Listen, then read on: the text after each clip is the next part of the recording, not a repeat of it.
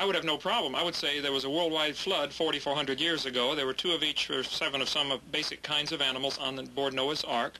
And in the last 4,400 years, there's been an enormous variation within the created kind. I don't know if lions and tigers have a common ancestor.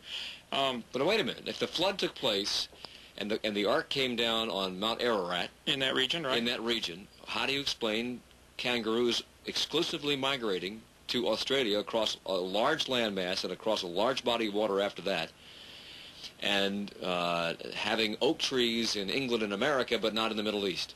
Well, the different climates are, there's biological warfare going on. That's not a good term to use, but the species do compete for land space, and some maybe would not be competent to survive. But how do they get there? How do they get there? Well, if the oceans were not as deep as they are today, if you lowered the oceans just 1,000 feet, and they average 15,000 feet in depth. If you took that much water out of the oceans, all the continents become connected. The continental land bridge would be enormous between all these continents. The Bible says in the book of Genesis chapter 10, in the days of Peleg, about 100 years after the flood, the earth was divided. There are several different creationist viewpoints on that, and it's not provable. Nobody was there.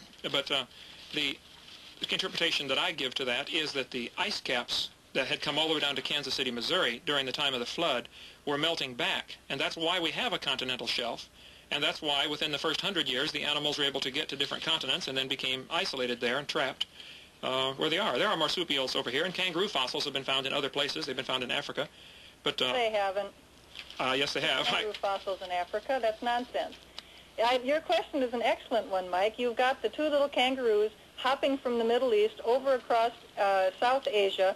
And actually, some creationists bring in continental drift here. They have the marsupials of Australia, this very unique fauna, hopping over into the continent of Australia, which then amazingly breaks apart from Asia at that point and sails down about 45 miles per hour to its present location in the South Pacific.